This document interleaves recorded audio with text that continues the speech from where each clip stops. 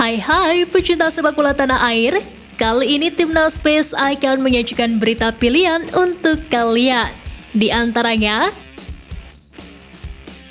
semakin solid, skuad arahan Sintayong makin disegani rival. Elkan Bagot terus mencetak sejarah baru untuk tanah air. Jordi Amat melakukan misi terselubung untuk timnas muda. Dan pelatih Ekuador U17 merasa terbebani jelang lawan Indonesia. Jadi simak terus berita Timnas PES selengkapnya.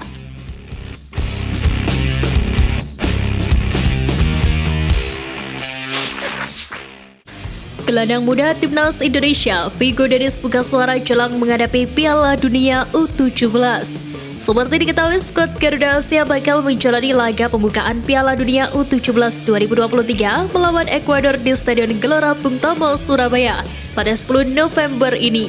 Untuk menghadapi laga tersebut, Timnas U17 sejatinya sudah mempersiapkan diri secara matang dengan menjalani pemusatan latihan di Jerman.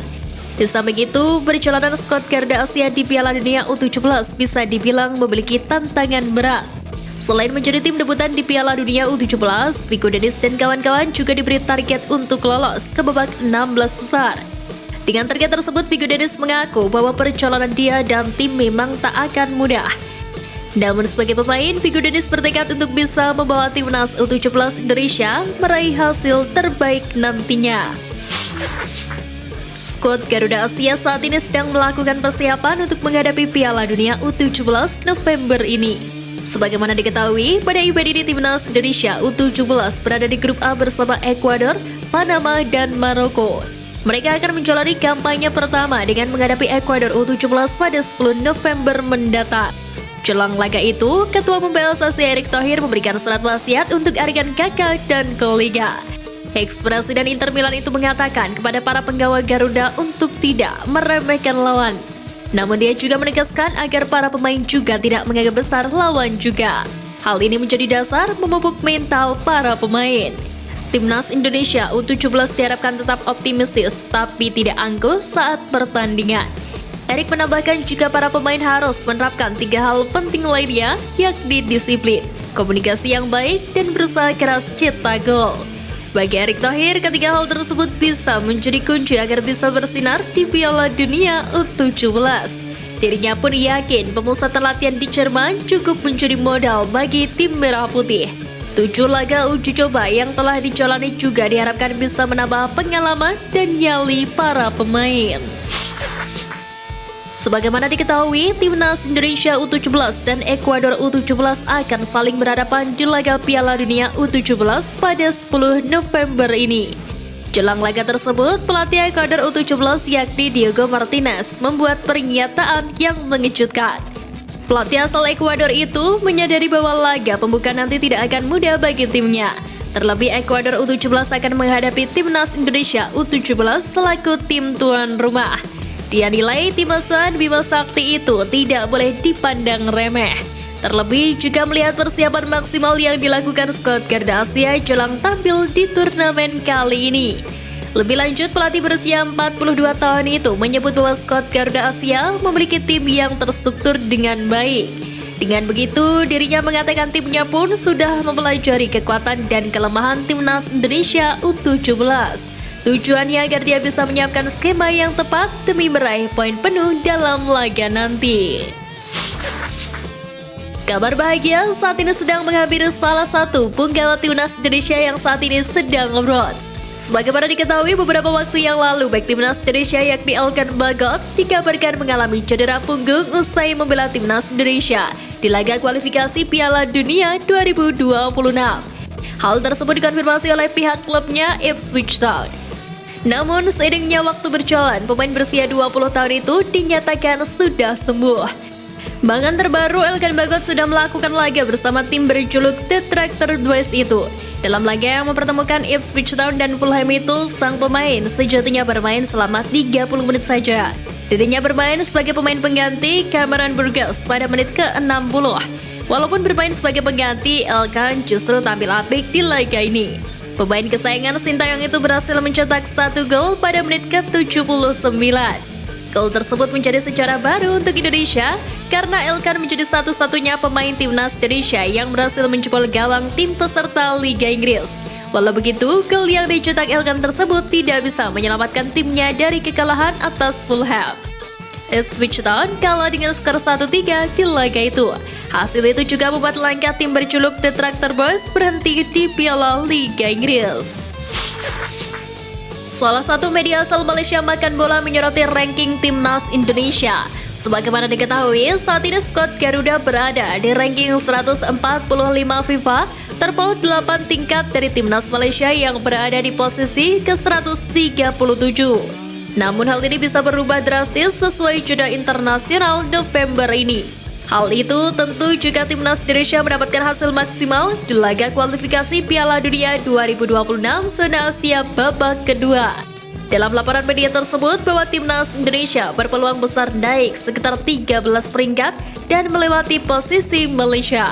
Namun posisi tersebut akan terpengaruh dengan tim negara lain yang juga menjalani laga kualifikasi. Timnas Indonesia dan Irak akan bertemu di laga kualifikasi Piala Dunia 2026 zona Asia.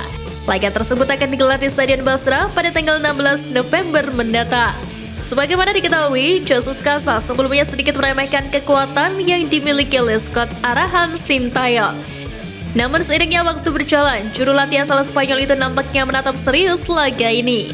Menurut laporan asal Irak, yakni Win-Win, Jesus Casas dikabarkan akan menghentikan kebiasaannya yang gemar melakukan eksperimen pemain karena ingin mematangkan permainan skuad asuhannya. Sumber dalam Federasi Sepak Bola Irak menyebutkan kebijakan tidak bereksperimen diambil Casas karena ia ingin membangun fondasi yang kuat dengan materi pemain tidak jauh berbeda. Timnas Indonesia arahan Sintayong akan menghadapi laga kualifikasi Piala Dunia babak kedua zona Asia. Dalam kampanye pertamanya, skuad Garuda akan menghadapi Irak terlebih dahulu pada 16 November mendatang. 5 hari kemudian, timnas Indonesia akan bertandang ke Manila untuk menghadapi Filipina. Perjalanan skuad Garuda ini pun ternyata membuat salah satu media Korea Selatan turut prihatin. Dalam laporan Base 11, mereka menyoroti jauhnya perjalanan skuad arahan Sintayong itu.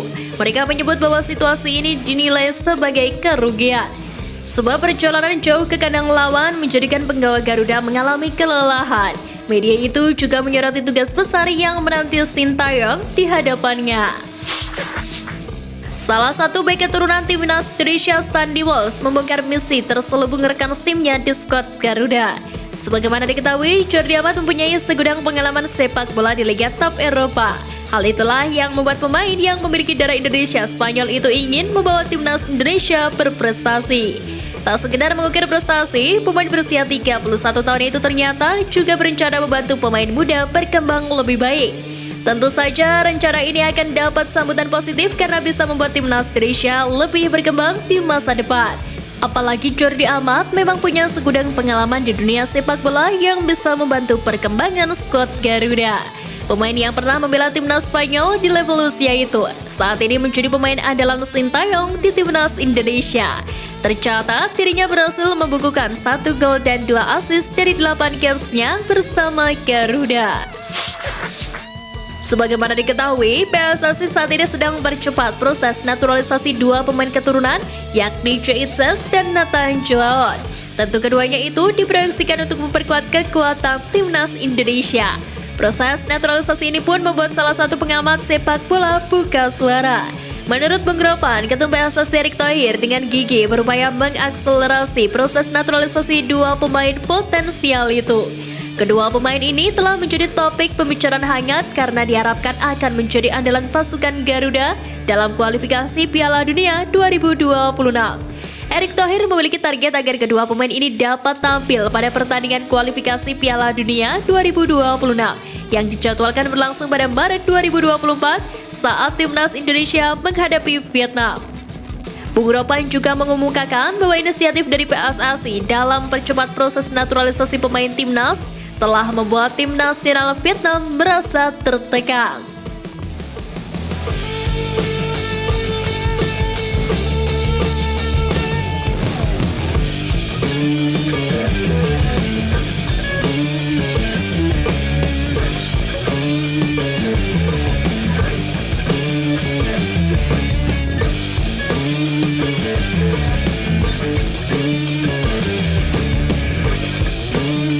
Jakarta.